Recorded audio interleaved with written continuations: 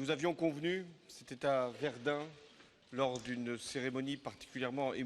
like to thank Chancellor Merkel, whom I met recently in Verdun, to a particularly moving celebration.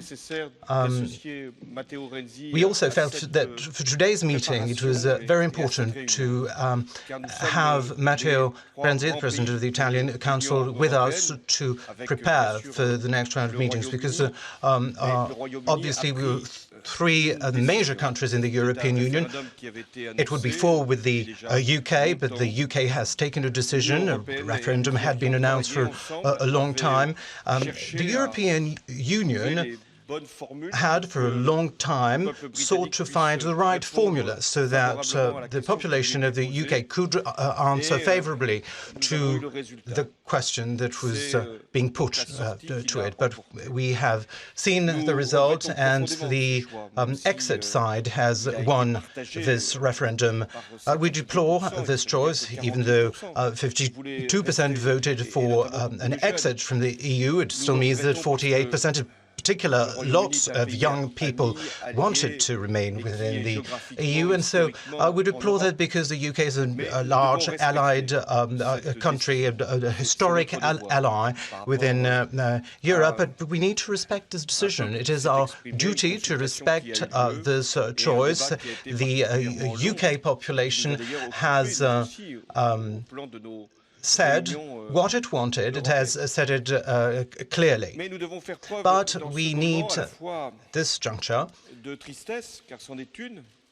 to both sincerely express our sadness at this choice, but also to be responsible. And it is our prime responsibility not to waste time. We should not waste time to either handle the UK exit question or to handle this question of how do we create a new impetus for the 27-member European Union. Why shouldn't we waste our time? Because that would create uncertainty, which sometimes create irrational political responses, or sometimes irrational financial responses or behaviors.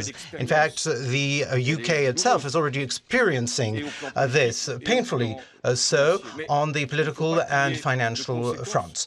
But there shouldn't be consequences for Europe, because Europe is robust, Europe is strong, and Europe is a project which we should keep building on, even though there should be modifications, and we should reaffirm what our priorities are. And so not wasting our time is what Angela has just told us, making sure that the request is placed, the formal request is placed by the UK as soon as possible, that there's no pre-notification before that formal notification, and once the European institutions have received that formal notification, to open negotiations under Article 50.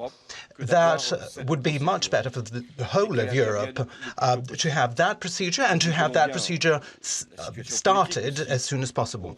We do understand the political situation in the United Kingdom, and again, we should show respect to the United Kingdom, but similarly, we should also expect respect from the United Kingdom vis-à-vis what we are, i.e. the European Union. We will certainly, obviously, retain a strong links with the United Kingdom. As for France, we have defence relations with the UK, and all of our countries have a whole array of relations with the United Kingdom. We also should not waste time in terms of defining or redefining our priorities. We're not going to overhaul Europe. We need to build on it. We don't need to rebuild Europe. We should keep building Europe, but by focusing on essential priorities and by swiftly implementing concrete measures. Angela has just mentioned 4 priorities. I think both Matteo Renzi and myself completely subscribe to those priorities. We had discussed about that. Security, protecting the borders, fighting terrorism, our ability to defend ourselves together. And that is a very important dimension in terms of the protection that Europeans expect from Europe. Second priority, growth and employment with support given to investment, particularly in the digital area, everything to do with the digital transition. There's much that we can do, and there's much that we can do better than we have thus far. Another priority, which is intimately linked to the previous one, is youth. And in the coming months, we need to take measures to ensure that young people trust Europe even more in terms of exchanges, mobility, training, and, of course, employment.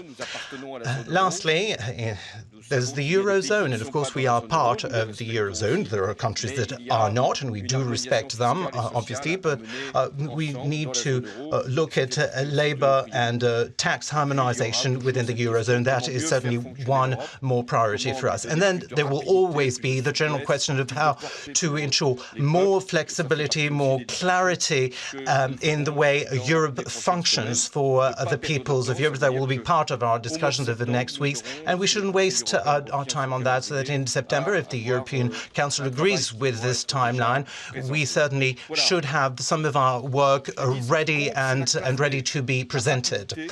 So what's important is clarity, quickness, and unity. If we are clear and if we are quick, I do not doubt that we will be united.